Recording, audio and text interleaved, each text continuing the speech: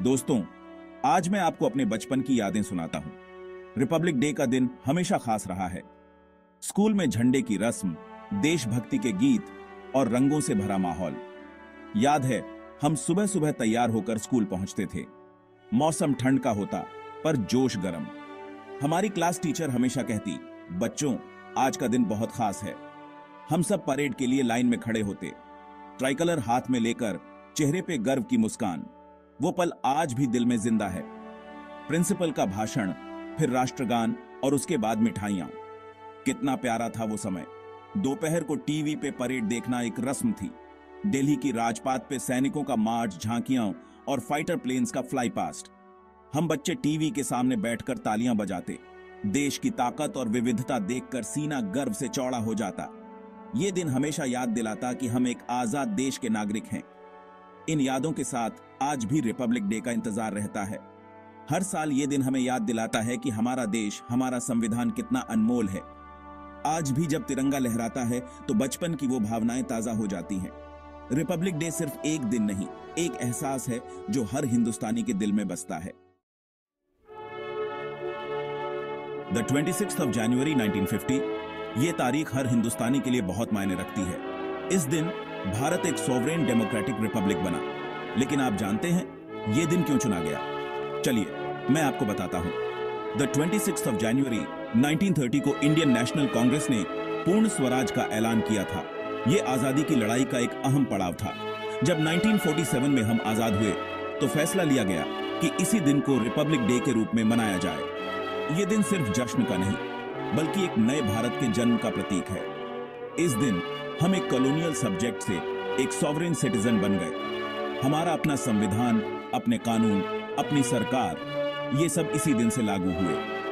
Republic day का मतलब है कि अब हम अपने फैसले खुद ले सकते हैं। कोई राजा या रानी नहीं, बल्कि जनता ही देश की मालिक है। ये दिन हमें याद दिलाता है कि हमारी आजादी की लड़ाई का असल मकसद पूरा हुआ। हम सिर्फ स्वतंत्र नहीं, बल्कि एक लोकतांत्रिक गणराज्य बने, जहां हर नागरिक का वोट, हर आवाज अहमियत रखती है। इस दिन हम न सिर्फ अपनी आजादी का जश्न मनाते हैं, बल्कि अपने संविधान को भी सम्मान देते हैं। ये वो डॉक्यूमेंट है जो हमारे देश को चलाता है, जो हमारे अधिकारों की रक्षा करता है। इसलिए द 26th of January सिर्फ एक छुट्टी नहीं, बल्कि हमारी आजादी, हमारे लोकतंत्र और हमारे संविधान का जश्न है। ये दिन हमें याद दिलाता है कि हम सब मिलकर इस देश को आगे ले जाने के जिम्मेदार हैं। दोस्तों, हमारे संविधान का निर्माण एक बहुत बड़ा काम था। ये कोई एक दिन या एक महीने में नहीं बना। ये काम शुरू हुआ द 9th of December 1946 को। द 26th of November 1949 तक 2 साल, 11 महीने और 17 दिन लगे। असेंबली ने 11 सेशंस किए। हर शब्द, हर आर्टिकल पर गहरी बहस हुई। हर स्टेट, हर कम्युनिटी की आवाज सुनी गई। संविधान के ड्राफ्ट को तैयार करने में 2 साल, 11 महीने और 18 दिन लगे। कुल मिलाकर 308 मेंबर्स ने इसमें हिस्सा लिया। हमारे संविधान की नींव भारतीय संस्कृति और परंपरा पर रखी गई। ये मेहनत, ये समर्पण ही हमारे संविधान को इतना खास बनाता है। Section 4, the visionaries behind the document. हमारे संविधान के पीछे कई महान विभूतियों का योगदान है। इनमें सबसे आगे नाम आता है डॉक्टर B.R. अम्बेडकर का। उन्हें father of the Indian constitution कहा जाता है। डॉक्टर अम्बेडकर ने ड्राफ्टिंग कमेटी के चेयरमैन के रूप में अहम भूमिका निभाई। उनकी दूरदर्शी सोच और न्याय की भावना ने संविधान को आकार दिया। लेकिन डॉक्टर अम्बेडकर अकेले नहीं थे।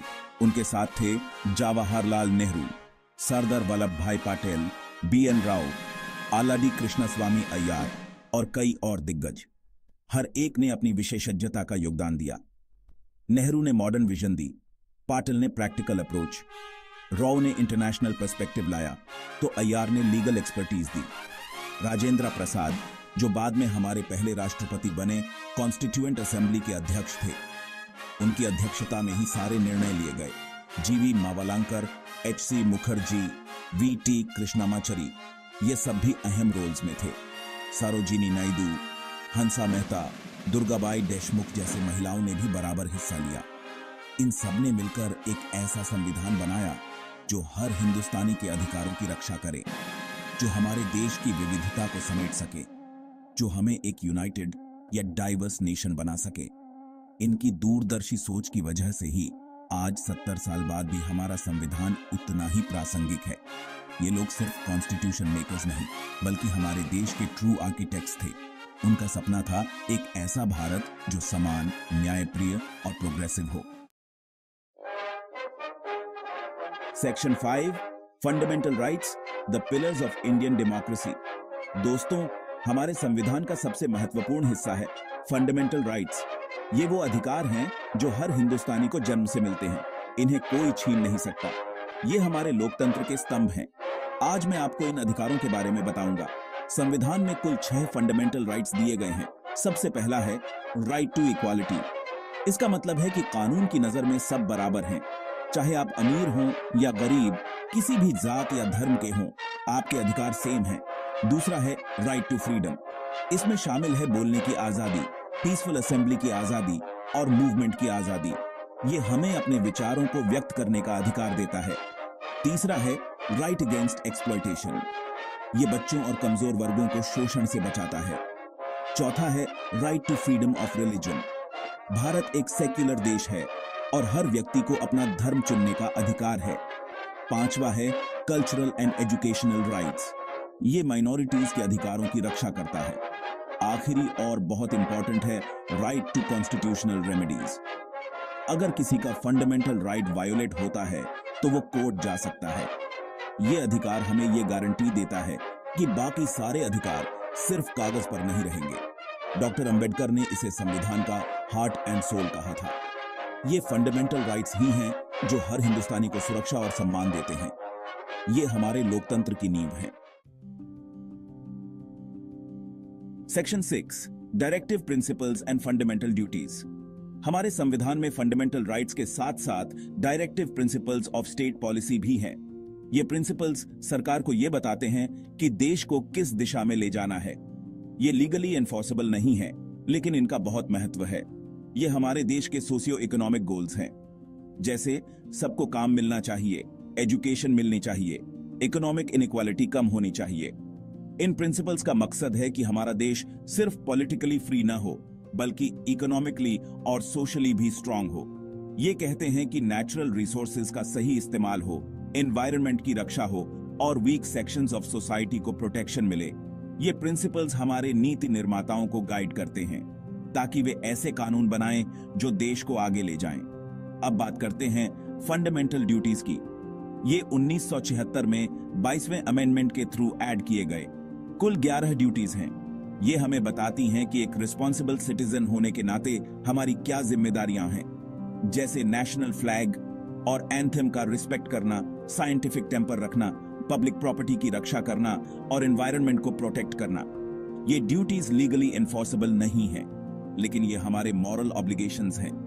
इनका मकसद है कि हम सिर्फ अपने अधिकारों के बारे में न सोचें, बल्कि अपनी जिम्मेदारियों को भी समझें। अगर हर नागरिक इन ड्यूटीज को फॉलो करे तो हमारा देश और भी मजबूत होगा। ये हमें याद दिलाती हैं कि देश की तरक्की सिर्फ सरकार की जिम्मेदारी नहीं, बल्कि हर नागरिक का कर्तव्य है। Section 7, the preamble India's guiding light.